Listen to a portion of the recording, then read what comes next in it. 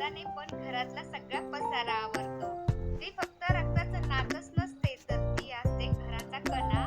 तिच्या हाताच्या भेगात कोरलाय घराचा नकाशा. तिच्या शांततेतच असते हजारो शब्दांची भाषा. उन्हात जळणाऱ्या संसारावरही ती घालते मायेचं पांघरूण. स्वतः चंदनासारखी झिजून आपल्या घराला मात्र सुगंध देत राहते. आपले लेकरं थकल्यावर आपल्या लेकरांची ती एक विसाव्याची सावली असते आणि ठेच लागल्यावर आठवणारी आधी माया माऊली असते. जिच्या कष्टांचं मोल करायला शब्दांकडेही ताकद नसते, कारण ती फक्त व्यक्ती नाही, ती एक जिवंत संस्कृती असते.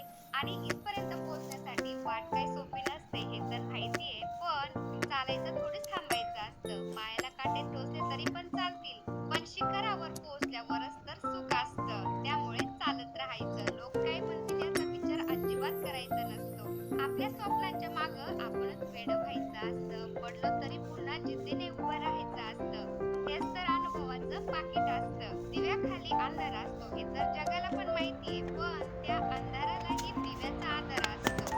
आणि माणसाचंही तसंच असतं. दुःखाच्या सावलीतच सुखाचं मोल तर कळतं. बघा आता पटापट झाडून झालं आणि घरात आली मी त्यांना सगळ्यांना उठवलं. म्हटलं चला आज आहे ना आपण पटापट आवरून घेऊ. आज 26 जानेवारी होतं. बघा दादूची धावपळ चालू होती. दादूची रात्रीच मस्त पूर्वतयारी झालेली होती. तर बघा मस्त सगळी तयारी करून ठेवली रात्री. सगळ्या वस्तू काढून ठेवल्या ना, मग सकाळी काही वेळ लागत नाही. त्यासाठी आहे ना बघा मी रात्रीच सगळी तयारी करून ठेवली. दादूची तयारी झाली. मस्त दादू चालला आता 26 जानेवारीसाठी. तर माझा दादू सायकलवरती चालला होता. एवढी सकाळी तिला मस्त उत्साह आला होता त्याला, की नाही चला आज मला 26 जानेवारीला जायचं आहे. पटापट आवरून तो आहे ना मस्त जात होता. आपण नंतर मग मुगाची डाळ करायला घेतली. मुगाची डाळ अरे सॉरी आपण घेतली कांद्याचे पात करायला. कांद्याच्या पातसाठी मुगाची डाळच टाकून करताना तर तुम्ही मटकीची डाळ टाकून करा. एवढी भारी लागते मटकीची आणि मुगाची दोघी मिक्स करून अर्ध्या अर्ध्या वाट्या घेतल्या आणि एवढी भारी लागते ना, तर करून बघा तुम्ही. खूप छान लागते. म्हटलं चला तुमच्यासोबत शेअर करू. तर मग मी आता कांद्याची पात चिरून घेतली. ती स्वच्छ धुवून घेतली. पहिले निवडून स्वच्छ धुवून घेतली तिला. नंतर बघा मी तिला आता दोघी डाळ्या मिक्स करून त्या धुवून घेतल्या. त्या आता तेल टाकलं, जिरं टाकलं, नंतर दोघी डाळ्या टाकून घेतलेल्या आहे. त्या आता थोड्या वेळ तेलामध्ये चांगले मिक्स करून घेते. आणि आता आपण कांद्याची पात करून घेणार आहे. कांद्याची पात खायला एवढी भारी लागते ना, म्हणजे चांगली असते शरीरासाठी कांद्याची पात पण. म्हणून म्हटलं चला मी आता भरपूर सारे लसूण घेतले. लसूण मला आहे ना जास्तीत जास्त आवडता भाजीमध्ये टाकायला. तर मग मी आता ते कुटायला घेतले. तर म्हटलं कुटून घेतले आणि बघा आपण लसूण टाकून घेतलेले आहेत. तर मग आता आपण चांगलं मिक्स करून घेणार आहे. थोड्या वेळ डाळ पहिले तेलामध्ये होऊ द्यायची, नंतर आपण कांद्याची पात टाकायची. कांद्याची पात पण ही ना तेलातच होऊ द्यावं लागते. म्हटलं चला आणि भाजीला चांगली कलर येण्यासाठी आपण डाळींमध्ये चटणी टाकून घेतली, कारण की कांद्याची पात टाकल्यानंतर थोडं पाणी सुटतं, मग भाजीला चांगला कलर येत नाही. त्यासाठी ना पहिले चटणी हळद टाकून चांगले मिक्स करून घेतली. ते सगळं चांगलं मिक्स केल्यानंतर तेलामध्ये चांगलं होऊन जातं, म्हणून मिक्स करून घेतली. आणि नंतर आपण टाकून घेतो आता कांद्याची पात. आणि आपण आता याच्यामध्ये कांद्याची पात टाकून घ्यायची. कांद्याची पात पण आहे ना तेलातच चांगली होऊ द्यायची, तरच ती चांगली लागते. नाही तर मग ती ना अशी सगळी याच्यासारखी लागते. तर बघा कांद्याची पात आहे ना चांगली तेलात होऊ द्यायची, नाही तर मग ती ना खाताना थोडी अशी याच्यासारखी लागते. त्यामुळे ना कांद्याची पात लाकोपर्यंत आपण तेलात होऊ द्यायची. मग परत मी तिला चांगलं मिक्स करून झाकण ठेवून दिलं. तर बघा आता आपली पात आहे ना कमी झाली, चांगली तिला अजून परत मिक्स करून घेते. आणि आपल्यालाही नाही ती कोरडीच करायची आहे. आणि पाणी वगैरे फक्त थोडंसं टाकायचं आहे. आपण अर्धा कप पाणी टाकायचं आहे, म्हणजे परत आपण धुवून टाकलेलं आणि त्याच्यामध्ये पाणी येतं. आणि अर्धाच कप पाणी टाकायचं. डाळ आहे ना जास्त अशी शिजवायची नाही. मठाची किंवा मुगाची दोघी डाळ आहेत ना त्या थोडी अशी याच्यासारखीच ठेवायची आपण, कमी शिजलेली. तर म्हणजे थोडी आपण जर नुसती वाफेवर केली ना, आणि कमी वाफ म्हणजे एक वाफ घ्यायची तिला चांगली. आणि डाळ आहे ना कमी शिजवायची. एवढी भारी लागते ना ही भाजी, तर खूपच छान लागते. आणि जास्त जर शिजवून घेतली ना, मग ती भाजी एवढी म्हणजे डाळ चांगली लागत नाही. त्यासाठी ना डाळ कमी शिजवायची. आणि बघा एवढी सारी कोथिंबीर होती. आज 10 रुपयाला जुडी आलेली, तर खूप मस्त 10 रुपयाला मिळायला लागून गेली. कोथिंबीरचे खूपच भाव कमी झाले. बिचाऱ्या शेतकरीला एवढं हे वाटत असेल. एवढी भारी कोथिंबीर होती ना 10 रुपयाला. खूप छान. मी मस्त जुडी घेऊन घेतली. तर आज भरपूर सारी कोथिंबीर टाकू म्हटलं आपण भाजीमध्ये, तर भारी भाजी लागेल. त्यासाठी ना बघा मी एवढी मोठी कोथिंबीर घेऊन घेतलेली आहे. आणि आपण ती आता तेवढी टाकून घेणार आहेत. आणि अशा पद्धतीने मस्त जर आपण कांद्याची पात करून घेतली ना, दोघी डाळ मिक्स करून, एवढी भारी लागत होती ना, खूपच छान लागत होती.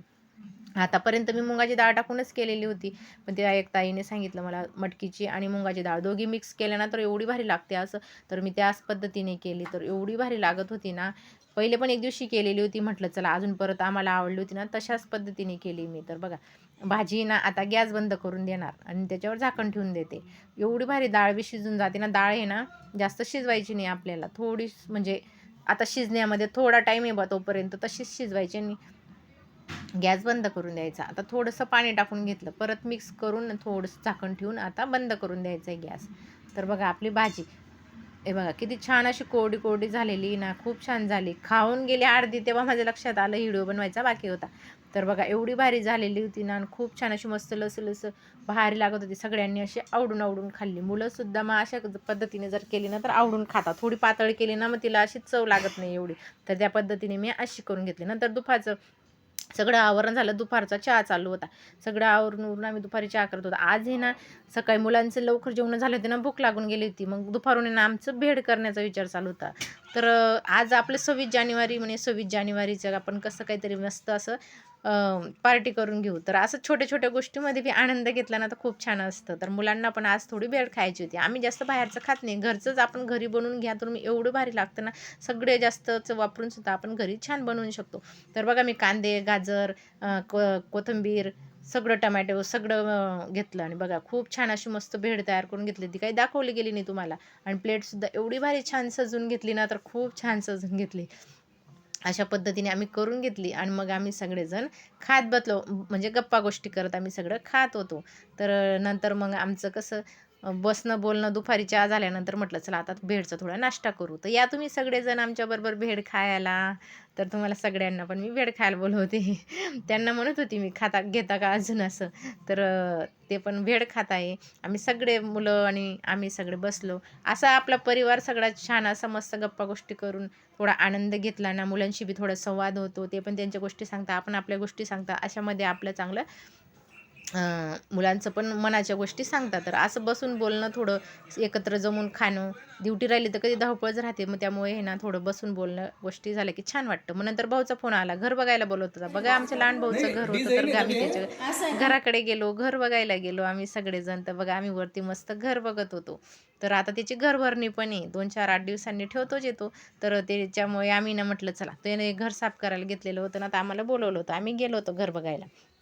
नंतर घरी आलो. मग छानशी अशी खिचडी झाली, जेवणं वगैरे झाली.